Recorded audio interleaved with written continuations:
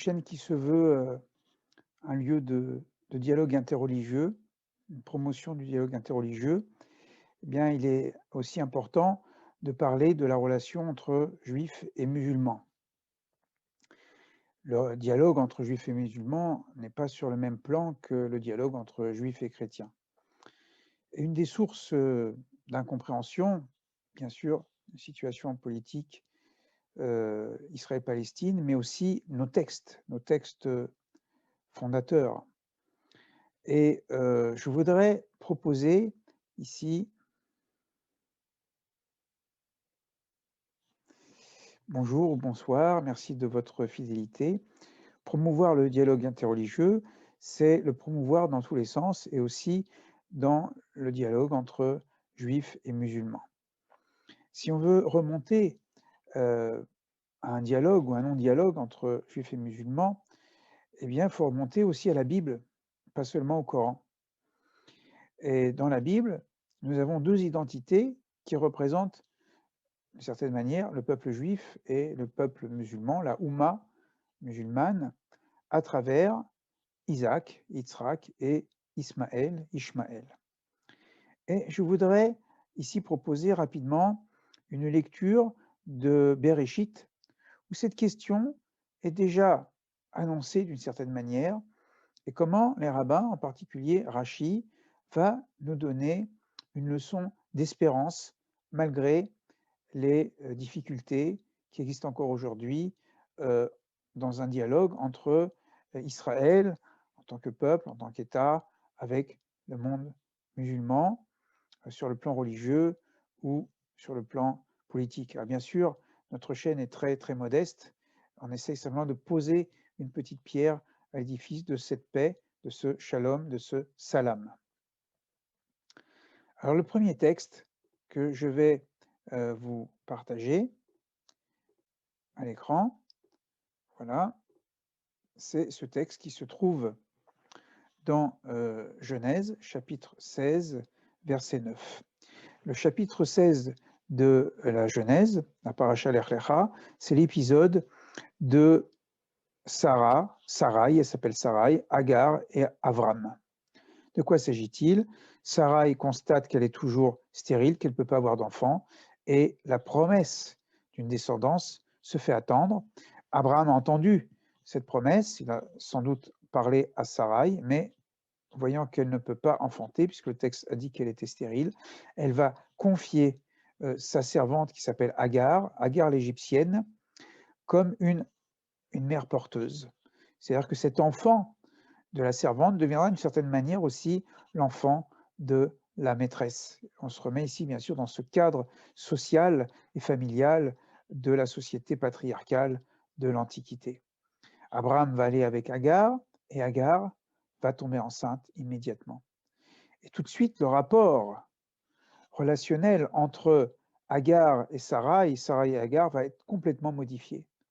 Elle qui était la servante, Agar va devenir maintenant un peu plus hautaine en se disant peut-être si j'ai un enfant, c'est que Dieu m'a béni et tu vois, tu n'es pas béni de Dieu, tu as des années que tu es marié avec Abraham et tu n'as jamais porté la vie. Donc ce regard hautain, quelque peu méprisant à l'égard de Sarai, va engendrer aussi une colère et donc un conflit de femmes. On parle souvent dans la Bible de conflit d'hommes, mais on peut aussi parler de conflit de femmes, c'est le cas ici. Et ce conflit est tel que finalement, Agar, enceinte, est obligée de s'enfuir dans le désert et elle arrive près d'une source d'eau. Et à ce moment-là, je vais prendre le texte ici, Genèse 16, verset 9, et un ange de Hachem, un ange de l'Éternel, va apparaître à Agar, comme quoi aussi des personnages qui ne sont pas des Hébreux d'origine, comme Laban, comme Abimelech, comme Bilham, hein, peuvent recevoir des révélations de Dieu. Eh bien, l'ange lui dit, Shuvi el gevirter, ve'it'anni tachat yadeha. Reviens vers ta maîtresse, et la traduction du rabbinat dit et humilie-toi sous sa main. Alors, on va expliquer. Shuvi el gevirter, reviens vers ta maîtresse, ça veut dire retourne à la maison, enfin, retourne à la tente, premièrement, mais aussi l'idée de chouvi, c'est l'idée de teshuva. Fais une teshuva de réconciliation. Ne maintiens pas cette situation de conflit. Et peut-être que de ta part aussi, tu as été trop hautaine et ça a entraîné une telle souffrance à Sarai que finalement le conflit est inévitable. Vite anni tachat yadea, il ne faut pas l'entendre, ça veut dire maintenant tu vas être humilié par elle, mais plutôt soit dans une attitude de hanava, soit dans une attitude d'humilité et de modestie. Hein. C'est-à-dire comme pour le jour du Kippour, il le dit Verinitem et nafshotechem, il ne s'agit pas de se mortifier, de se battre avec des fouets, mais simplement d'avoir, ou de cultiver plutôt, une attitude d'humilité dans nos relations avec le prochain. Et l'ange va continuer en disant que cet enfant qui va naître, eh bien, tu vas l'appeler Ishmaël, Vekarat Shemo Ishmaël, qui Shama Adonai El Onier. Et tu l'appelleras Ishmaël, car Dieu a entendu ta souffrance. Et Ishmaël, ça veut dire Ishmaël. Il entendra Dieu. Ça veut dire le sujet, c'est Dieu entendra. On peut dire aussi Ishmaël, celui qui entend Dieu. C'est vrai que la prière musulmane, c'est une prière de l'écoute, hein, écouter Dieu et se mettre à l'écoute de Dieu à travers le muezzin. Et donc cet enfant est nommé du ciel et il va recevoir la bénédiction de Dieu, de l'abondance, de la multitude. Et que va faire Agar? Elle va nommer cette source Be'er Lachai Ro'i. Ça veut dire le puits du vivant qui me voit. Ça veut dire Dieu, le vivant qui me voit. Bien. Ce puits, on va en reparler une deuxième fois, c'est dans le chapitre 24, où on nous dit que Isaac attend le retour du serviteur d'Abraham, c'est-à-dire celui qui avait été envoyé pour aller chercher une épouse, pour le marier, hein, puisque Isaac n'est toujours pas marié. Alors, Isaac a perdu sa maman, donc d'abord Abraham a enterré Sarah, et ensuite Abraham s'est occupé du mariage d'Isaac en envoyant son serviteur à Haran, la ville où avait séjourné déjà le père d'Abraham, et en effet, il va trouver Rivka. Et donc, au moment du retour, le texte nous dit que Yitzhak ba mibo be'er lachai ro'i, que Isaac revenait du puits du vivant qui me voit. Alors c'est étonnant que le texte nous dise ce lieu qui était aussi le lieu de Agar. Donc ici, le texte veut faire un lien entre la source de Agar et cette même source d'Isaac. Donc un lien entre Agar et Isaac. Quel est ce lien? Ce lien, et ça va être amplifié par une lecture midrashique, donc une interprétation mais positive et espérante, c'est que Yitzhak veut réconcilier Abraham avec Agar. Pourquoi? Parce qu'il considère que finalement, le fait d'avoir renvoyé Agar et Ishmaël, parce que j'ai oublié de préciser que le jour du sevrage de Isaac, il y a un nouveau conflit entre Sarah et Agar, que Sarah ne veut plus supporter que Ishmaël reçoive une part de l'héritage d'Abraham, et donc elle demande à Abraham de chasser Agar, c'est de la renvoyer en Égypte avec son fils. Et on voit qu'Abraham, il a été éprouvé 2 fois avec ses enfants. Une fois avec Ishmaël, une fois avec Isaac. Et dans les 2 cas, c'est comme une mort annoncée. Et dans les 2 cas, Dieu va dire, non, je ne veux pas la mort de l'enfant, je veux qu'il vive. Et donc, je prendrai en charge Ishmaël et aussi Isaac. Non, c'était un test d'amour, mais en fait, tu vas sacrifier à la place le bélier. Donc, Isaac, qui a vu son grand frère Ishmaël partir alors qu'il avait peut-être 3 ans, l'âge du sevrage, ne l'a jamais rencontré. Et Isaac, qui a le sens de la justice, voudrait réconcilier.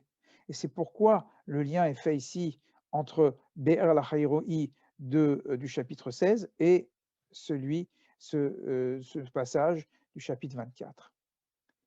Et nous allons arriver au 3e passage, qui est le chapitre 25, 25, verset 2. Va Yosef Abraham, va Ikarisha Ushma Ketura. Et Abraham a ajouté, il a pris une femme, et son nom était Ketura.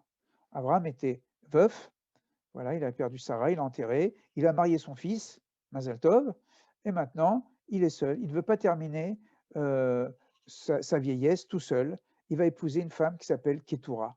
Au sens premier, Ketura, c'est peut-être une cananéenne. Vous allez dire en même temps, comme une cananéenne, mais on croyait qu'Abraham avait interdit le mariage avec les cananéennes.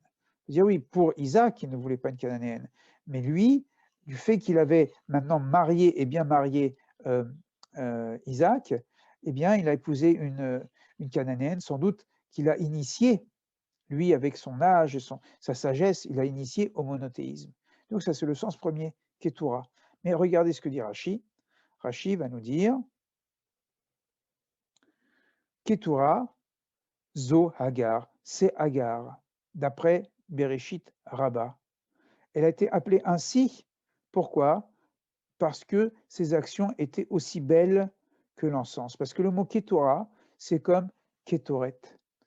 Et non seulement c'était une femme vertueuse, mais aussi elle est restée fidèle, dit le texte, à Abraham. Elle s'est refusée à tout homme, alors qu'elle était encore jeune et qu'elle pouvait encore avoir des enfants. Elle a dit, maintenant que j'ai connu Abraham, je ne peux plus connaître un autre homme. Et donc elle est restée fidèle à, euh, à Abraham. Et Isaac aurait été l'entremetteur. Voilà pourquoi il y a le Be'er Lachairoi dans les deux passages, comme si Isaac, dit le Midrash, a été chercher Ketura et a dit reviens avec mon père.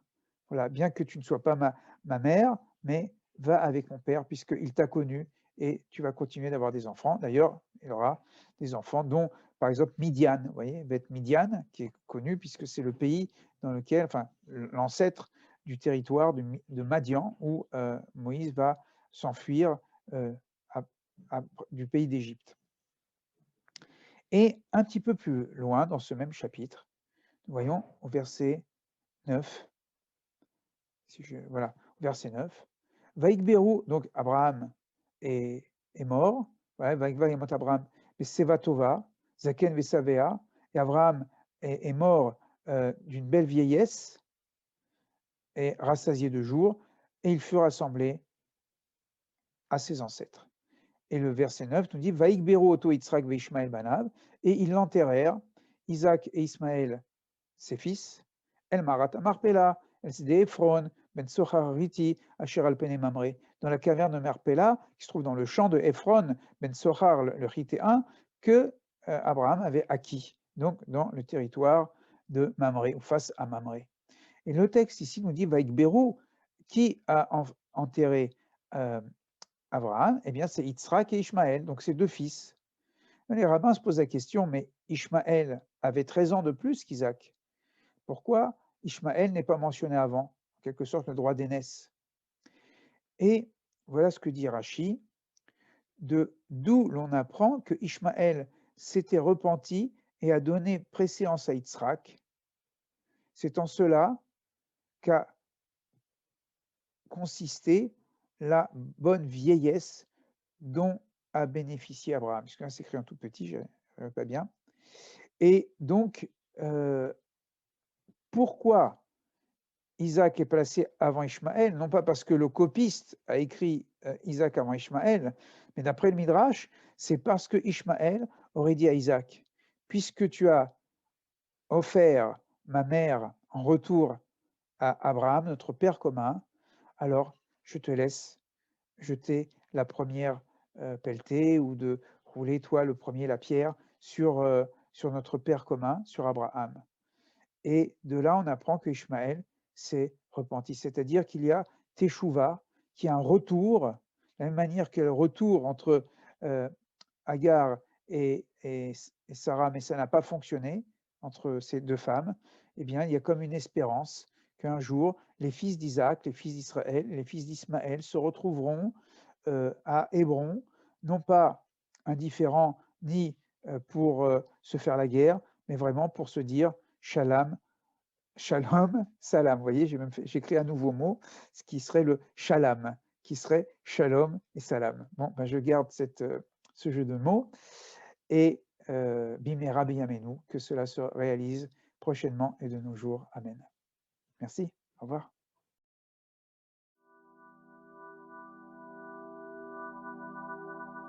הנה